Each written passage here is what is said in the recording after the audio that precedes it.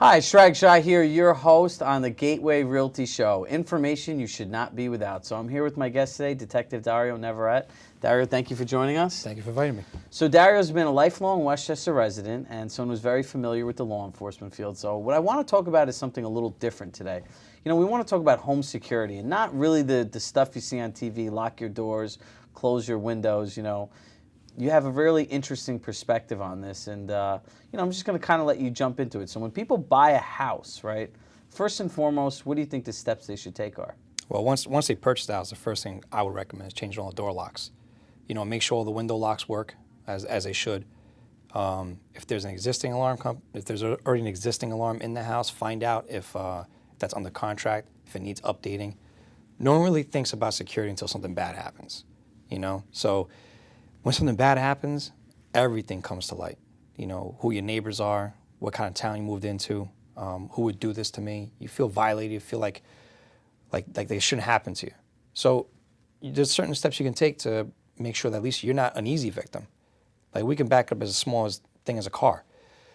We like to believe that we could live in a town where you could park your car in the front, unlocked, leave your house and door windows completely open, but the reality is you could always be a victim of any crime. Car is an easy one. If I'm a bad guy, I'm going to check the door handle of a car. If it's unlocked, you just made my job easier to rob your car, right? Take your change, easy pass, whatever it is. House is no different. I'll knock on your door, realize no one's home, I'll check the door handle. If it's open, you just made it easy for me to come into your house. So little things like that when you first buy a house, or even now if you have a house, same thing. Get into the habit of understanding your house layout, because bad guys pick up on that on open houses, right? In real estate, when you have an open house, you're letting a bunch of strangers in your house. Legally, you're letting strangers in your house. So the difference in that is, if you have an open house and you knew you had like a vase on your coffee table, when the open house is over, the vase is gone. The difference from letting someone in your house and not letting them in goes from misdemeanor to a felony, or a felony to a misdemeanor. So if you have an open house, someone takes your vase, it's a misdemeanor. That person was not allowed to come in your house, it's a felony. Those two little differences make huge in the court system. If you're going to invest anything in a house, probably the bare minimum is an alarm. And there's plenty of companies out there, ADT, Sloman's, offer financing. You know, secondary will be cameras, security cameras. And just like any aspect in electronics, you shop for a TV, you can buy a 32-inch TV for $50 from no name brand company. That same 32-inch from like Samsung or Sony goes for like $2,000. So all right, so we just covered a lot of different grounds, so I think we should go a little in-depth with each one. So when someone buys their house, right, sell Mr. and Mrs. Smith the house, 123 Maple Street. This is all made-up address, guys, and people. So I'm buying a house, I'm moving in with my wife, my two kids. The first thing you suggest is obviously change all the locks, which is pretty common. Change all the windows, and the window locks, right. And make sure that the window locks work and those little locks on top work. So that's something you definitely want to take a note of. And the other thing is too, right? So you touch on something important, open houses. So what a lot of people I find don't really think about is look, you just bought this house for me and I did 5 open houses. You don't know how many people were in that house prior to. And you mentioned people looking at the layout and stuff. And again, this isn't to scare everyone, but you really had a good point. It's reality. No one wants to feel this way, because that thing that you just worked your whole life to have is about to be viewed very, very differently. So, absolutely. So you recommend that everyone has a security system. So in looking for a security system, is there different levels that these things perform? Is there a minimum standard that you recommend? You can Windows versus glass break? There are some homeowners insurance companies out there that will give you a discount based on the type of alarm system you have. For example, like there's a website called x10.com. That was my first alarm system. It's all wireless, battery operated, and they weren't there was no central communication station. There wasn't. So the way it'll work is, let's say my door opened up without me disarming my house. The way that system's set up is it calls your cell phone. Then you would answer the phone, and there's somehow built in with a microphone in it so you can hear what's going on. But I'm talking almost 10, 15 years ago. I don't know what they offer now. If that same setup is available now, which I'm sure it is, they probably modernized it a little bit, where they now you can call, listen in, and probably hit a button and turn the camera on and see what's going on inside your house. Some insurance companies, they'll give you a discount if you have like a central monitoring system, like ADT or Sloman's, where if an alarm will go off, they'll call them. And then they'll call the house, confirm it's either burglary or a fire alarm or whatever alert. Then they'll call the police department. Some cities, villages, and towns, it is a code or a violation to have an alarm call the police department without getting someone in between that call. So in other words, X10, if my door opened up and it was set off, the X10 system cannot call the police department directly and say, hey, I have an intruder and a burglar alarm. Can't do it. A lot of places, you can't do it. A lot of places it's considered a violation. You get a summons or whatever you get out of it. Do they still respond to the call, and from your knowledge? Or from what I haven't seen it. I haven't seen it, but I'm sure they do. So who's supposed to call then? Well, call you, or they call a third party. They can call your neighbor. They can call your wife, kid, whatever. They have to have a third person call and say, hey, my alarm's going off. So someone's breaking into my house, right? So before I go any further, everyone should check with their local town or city or municipality what their ordinances, would that be the word? What their ordinances in terms of third-party alarm companies calling. This is something that's definitely, I would say, new for me to hear and probably new for everybody else. So, so now I'm an ADT customer. So someone breaks into my house. There's not a ton of time. So ADT now calls me, which I think, in my own opinion, is crazy. Like, if a burglar's going, they're calling you. Actually, they're not calling you. They're calling the house. They're calling the house. They're calling the house But if first. everyone has cell phones now, they're going to call a cell phone. If you've linked your main contact to your cell phone from your house alarm, then yes. So you should link the house phone if you have one. Well, I don't know. I would go by what ADT tells you. Sometimes they might have some policies in place where they have to call the house first. I'm not an ADT customer, so I'm not sure how that works. But if you have the option, I would have that call made to whoever has a cell phone more available. So let's say you're doing this for me, right? And no one's home. Your house alarm goes off. It's going to call your cell phone, right? Hey, your alarm's going off. Your ADT is going to call you. Hey, your alarm's going off. You don't have time to answer it. So you're here wasting me another, whatever long we got, 20, 15 minutes. A lot can happen. ADT may not, and I don't know if they will, they may not send anyone to your house. But if they call your house phone, where the alarm's coming from, and no one's picking up, they will send someone to the house. But you're also talking about some time lapse there. You got at least a minute or two before the alarm company even calls the local police. Another minute or two before the local police even get the call. Another minute or two, maybe 3, for the cop to get there. So you're talking anywhere between 6 to 10 minutes.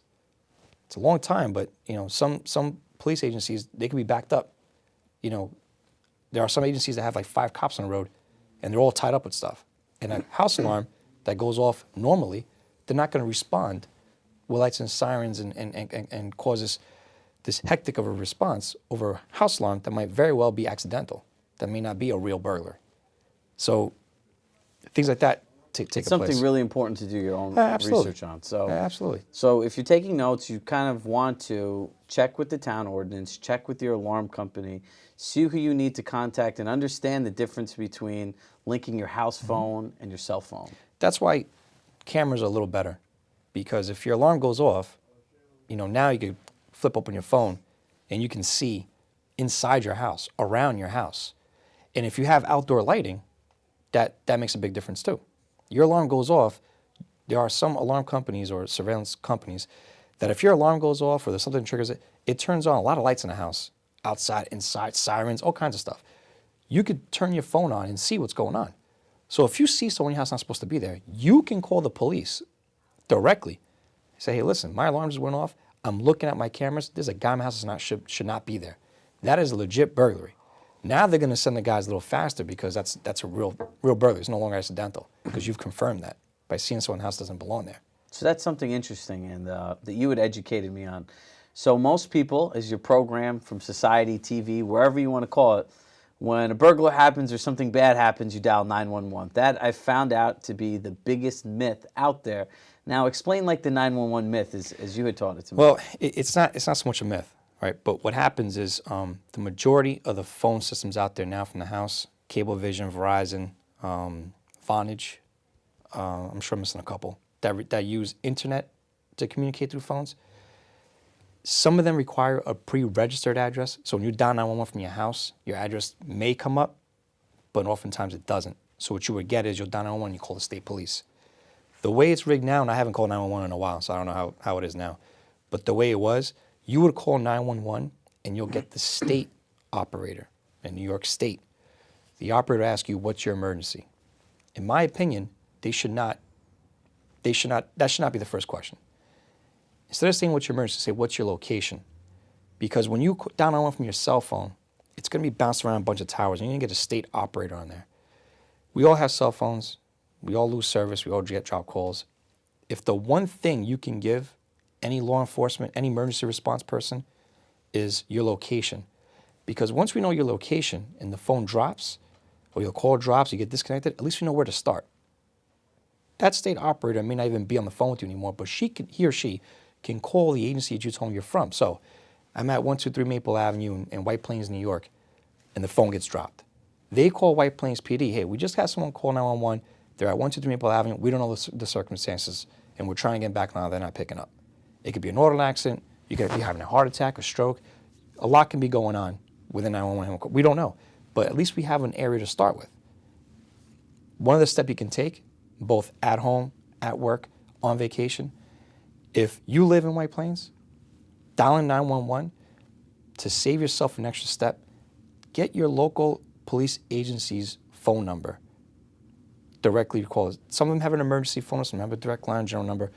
I would get that local agency's phone number stored into your phone as, White Plains Police. If you work in Connecticut, you go to work, find out what that local police agency is in Connecticut, and store that in your phone as Connecticut Police. Same concept.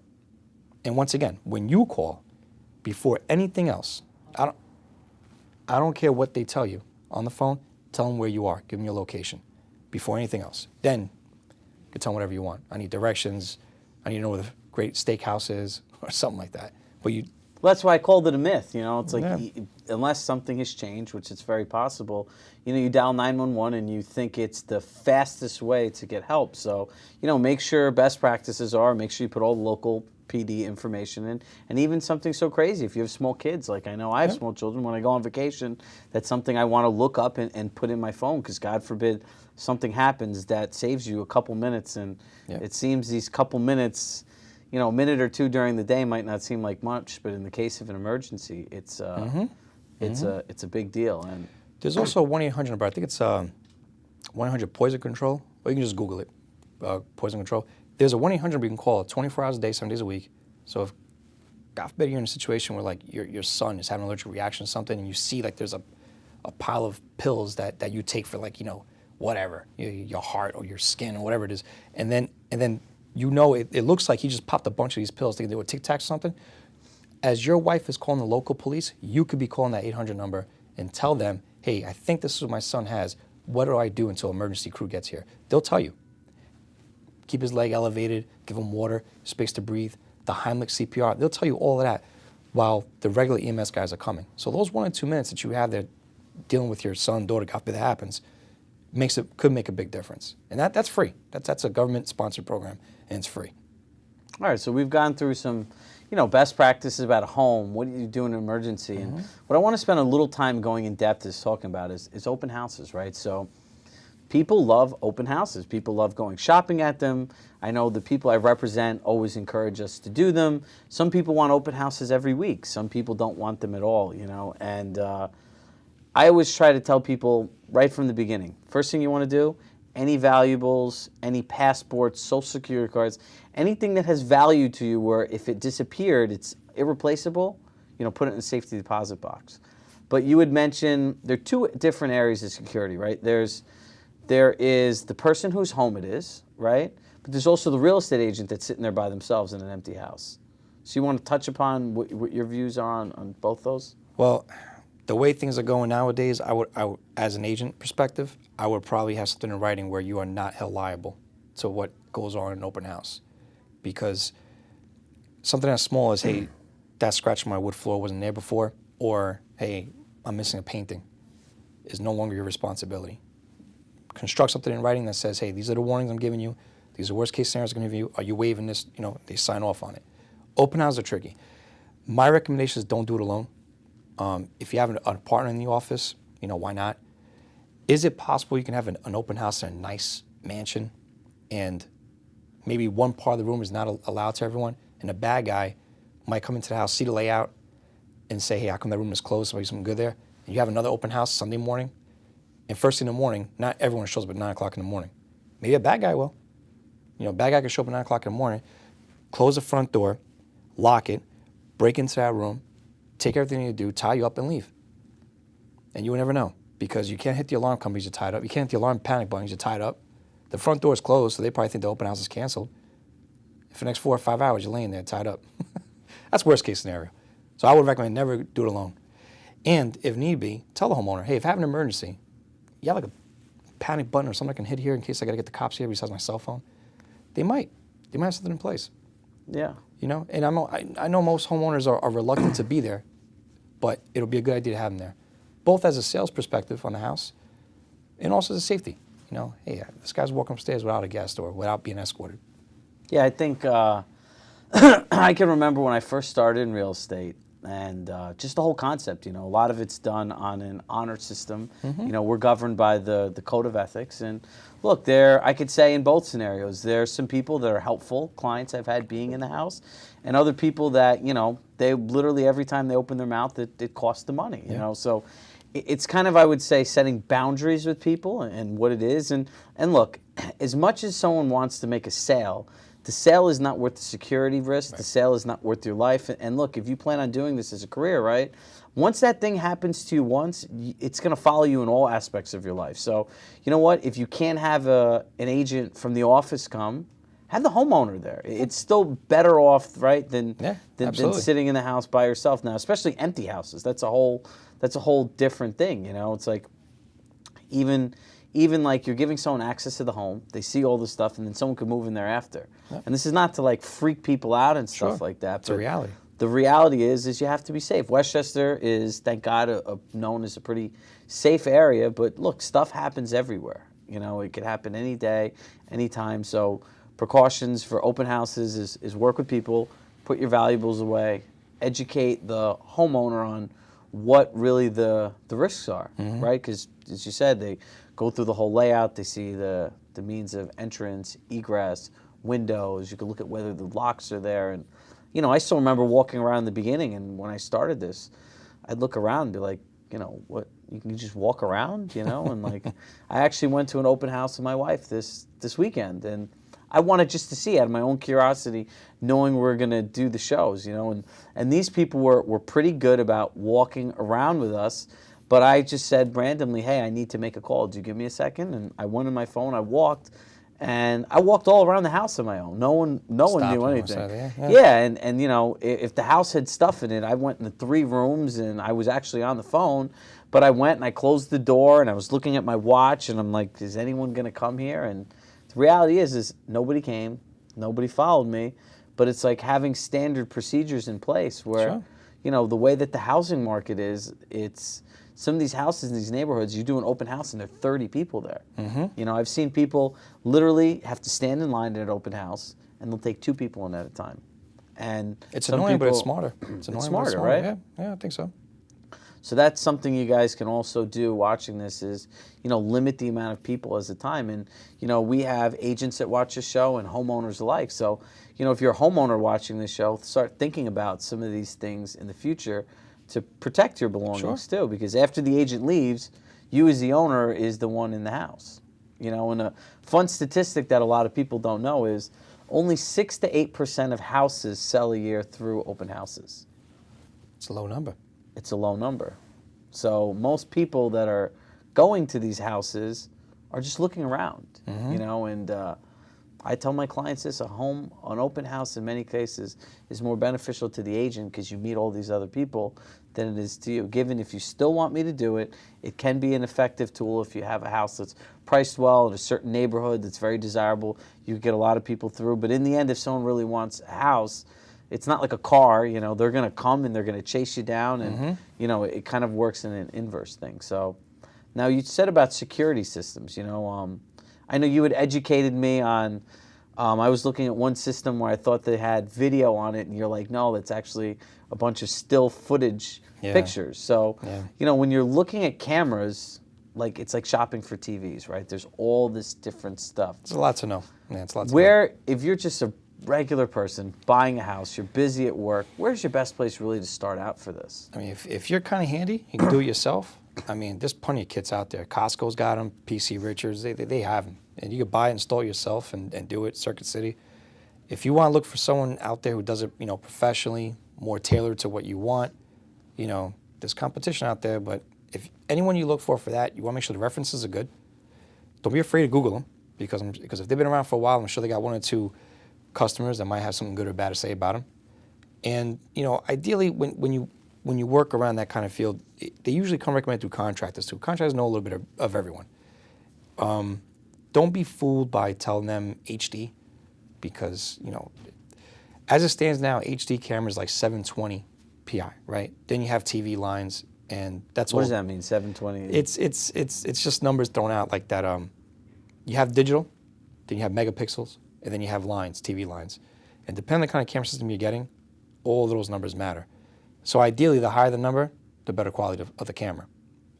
If you're looking for like a very inexpensive way of doing it, Nest might be pricey, but the cameras are really good. The memory, you can be backed up to a cloud to record. That's pretty easy. You plug it in the power supply, Wi-Fi. That's good for the inside, outside the house. You get those from Home Depot, Bed Bath & Beyond.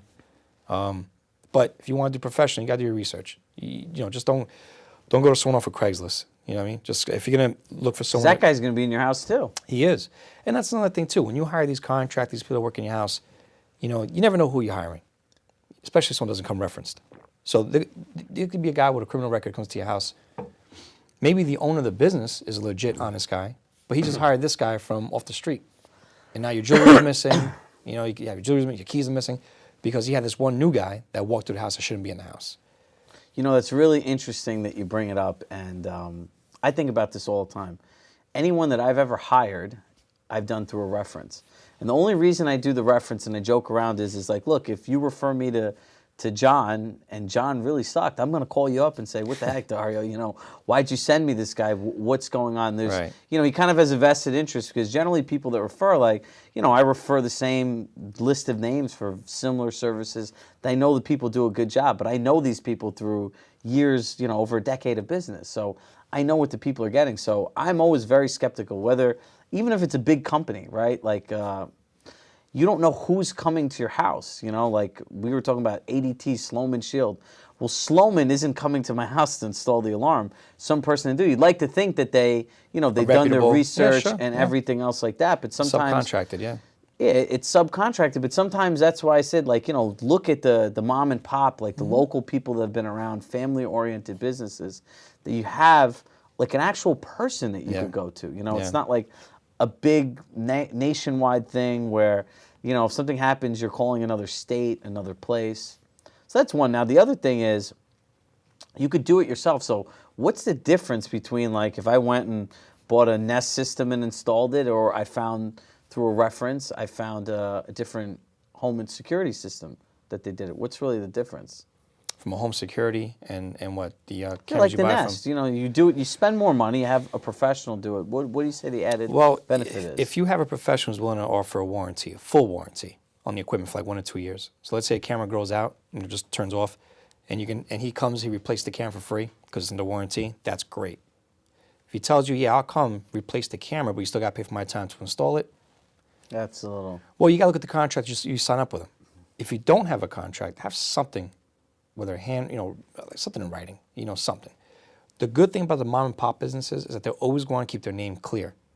So they're always going to want to make sure that you're happy. The problem with the big companies is, like ADT, I'm not picking on ADT, but we keep saying an example.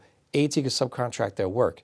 That guy came to your house, maybe installed or hung the camera up the wrong way, and now it doesn't work 6 months later. You call ADT, they may or may not send someone. If they do, that guy's going to blame the guy that installed it before, because it's not the same person. He's going to say, well, this guy messed up. There's no accountability. Yep. So do your research, know what you're getting. You could find out a lot of this stuff online. Sure. Preferably look through contractors. I'll tell everyone, I give from any of these episodes, you have my contact information. If you want to know anything about security, things to avoid, whether you're my client or not my client, I'm a person just like everyone else. I have a family, and I'm definitely interested in helping protect yours if I can. So if you want references, I have done professional camera installation, and I can tell you there's a difference working with an actual person that can go through your house, explain things to you, show you what's what, help you set it up to your phone, and really make you feel safe. And if something happens, you have like I have a direct point of reference, which has been very helpful. So I very much appreciate your time in putting this all together. And just a quick recap. So change your doors, change your locks, make sure all the window locks work, the top and the bottom ones. If they don't, ideally, I guess we'll recommend that before closing, ask the homeowner to fix it, so when you get to the house, it's not something One you have less thing to to do. worry about, sure. One less thing to worry about. One thing we didn't touch upon is about when people come to your house, right? If the delivery guy comes or something doesn't look right, don't open the door. Right. So most cities, I don't know about villages and towns, I'm sure it's the same thing, but most cities, if you're soliciting services or products or funds or whatever, you need to apply for a permit with the city, right? And that permit gets filed with the police department. So if I come and knock on your door and you describe me as, hey, I have this white guy with an ID card in his chest, he says he worked for Cablevision, we have a permit for that. So that person's name should be on that permit application. That's confirmed. However, non-for-profit, the kids that sell chocolate, or the young kids trying to get some money for like a field trip, something like that, they don't require a permit. But that's just most cities. I don't know if they all apply for that. So what I would probably a safe answer to all that is, something didn't look right, didn't feel right, you can call the local police and just say, hey, listen, I don't know if maybe I'm looking at this the wrong way or not, but I just had some kid knock on my door. I didn't recognize him. He says he's selling candy for a basketball team or a volleyball team or a golf thing. And it just sounded strange that he was at my door with nothing in his hand offering candy. So do your research. You can call the local police department. Open houses, make sure that you put your valuables away, always work in the buddy system, and be aware of what you're really getting into. Security cameras, work off of references, understand the difference between the big companies and small companies. I very much appreciate your time and thanks for coming here. And guys, again, if you need any help or recommendations along this field, we'll create a helpful tip sheet that you can find on our website, gatewayrealtyteam.com. And thank you guys for watching, and we'll see you in the next episode.